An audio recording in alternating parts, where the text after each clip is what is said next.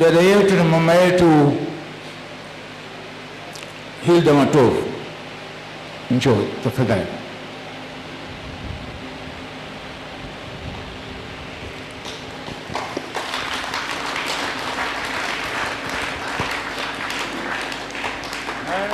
Kuwa huru niambie, unaweza kupanda hapa? Tap 80 hiyo 80 hapa. Njoni wazee wa kanisa na wachungaji. Huyu mama Mungu amempa kutoboa miaka 80. Ukimuuliza atakwambia baadhi ya watu waliozaliwa nao wa kiume na wa kike wengi hawakufika hapa. Lifespan average ya Tanzania ni nini? Lifespan average ya Tanzania, who knows? 66. Lifespan, yani umri wa Mtanzania wa kawaida ni miaka 66. Unapaswa, na tumepanda, tulikuwa siku nyingine 50. Yani wewe ukishamaliza 66 kwa umri wa Kitanzania unapaswa wewe umekufa.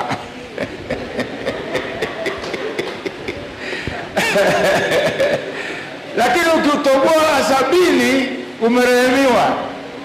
Sasa aliyetoboa 80 acha kabisa, amemwagiliwa.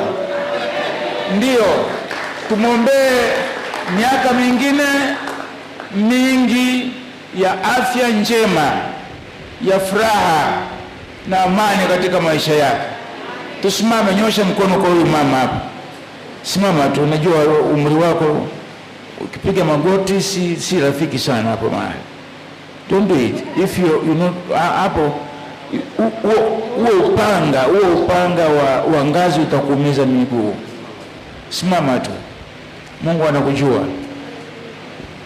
Bwana wa rehema na Mungu wa milele, tunakushukuru kwa wema wako na fadhili zako nyingi sana.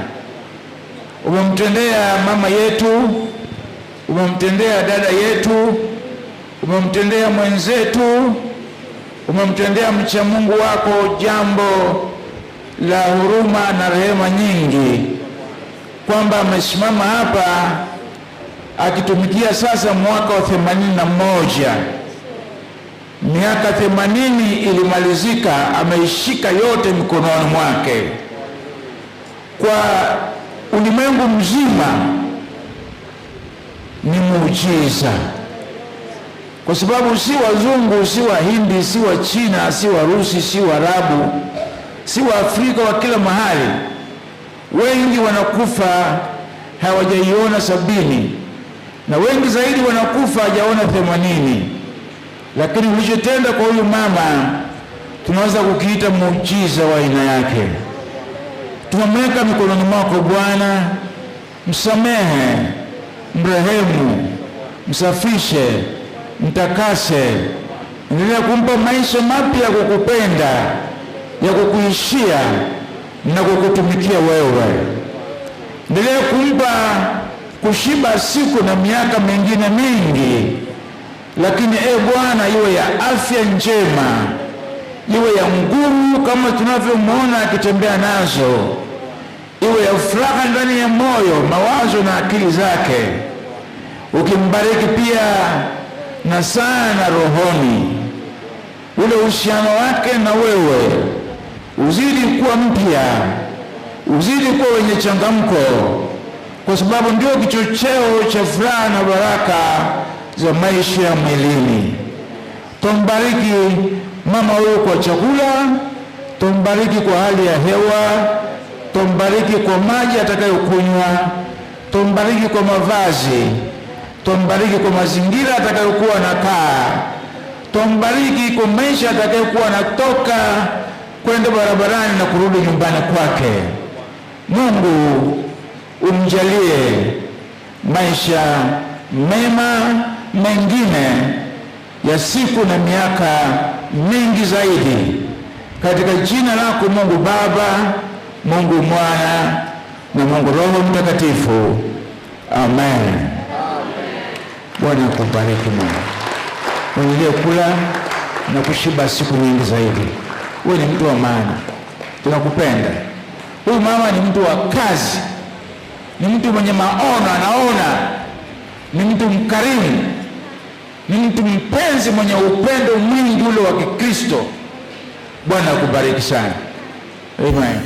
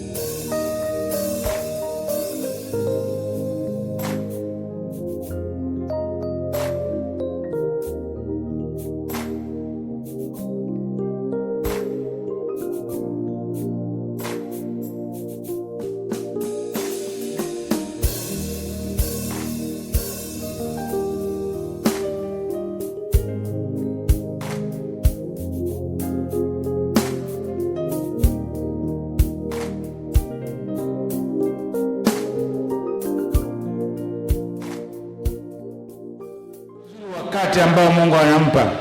Nilishashuhudia hapa, nikasema nilikuwa nimeongea na kijana wangu wa Radimu Masawe, kama wiki 3 zimepita, moyo wangu unauma. Lile kanisa la zamani silitaki tena, hizi asbestos hizi hapa, ili hapa la zamani niki kisehemu hapa, kama mnakiona hiki, nilikuwa sikitaki ukiona kabisa. Moyo wangu unauma nikiona kanisa la zamani. Nasikia kuna haja ya kumjengea Mungu mahali papya pa kuabudu. Nikazunguka ile nyumba ya zamani nikiwa na Masawe, au nilizunguka nikaja kumkuta mahali kama Masawe, ili jengo litakikana tena hapa. Moyo wangu unauma, tunahitaji tumjengee Mungu nyumba mpya. Sasa baada ya wiki 3 toka kuongea na Masawe jambo hilo, ndipo huyu mama aliingia kanisani. Nimemuona kwa mara ya kwanza, sikumbuki ni mwaka wa 90 ngapi ule. Ameingia, ilikuwa 2004. Sasa ametukuta nimeshakasirika, tumekwenda vya kutosha, hata ramani za kwanza tumezichora, tumeziacha. Tumeshaliongea vya kutosha, na tukiongea hatuko na yeye. Yeye ameingia tu 2004. Akanisalimia, tukasalimiana, tukafahamiana, tukaingia kanisani. Akaangalia kunguru wakiingia huku kupitia pale juu. Tulikuwa na sehemu za ventilation ili watu waweze kupumua hii hali ya hewa ya Dar es Salaam. Kunguru lakini wakawa ndio wanatumia hizo venti, wanalala kwenye paa, wanafanya zile droppings, wanaangusha vinyesi. Mama akasema, askofu, kwa kweli mzee, nikwambia mnahitaji jengo jipya. Nikamwambia naam. Mnahitaji, hajafika kanisani, hajasikia mazungumzo yetu ya kanisa na ujenzi na nini. Kanyi hapa kwa kweli Mungu awatendee muujiza, mpate jengo jipya. Sasa alikuwa anasema mpate, alikuwa hajao mmoja wetu, angalisema tupate. Kumbe atakuja kukaa humu ndani na atajenga pamoja na sisi. Jina la Bwana libarikiwe. Bwana Yesu asifiwe sana. Kwa hiyo ndio maana ya somo langu pale nyumbani. Kama mzazi au kama mtoto, tumia vizuri wakati wako, au kama pale kazini, au kama kwenye biashara, au kwenye shamba, au ni mfugaji, tumia vizuri nafasi yako. Tumia vizuri nafasi yako. Wakati ni huu Mungu anaotupa kila leo tuishi.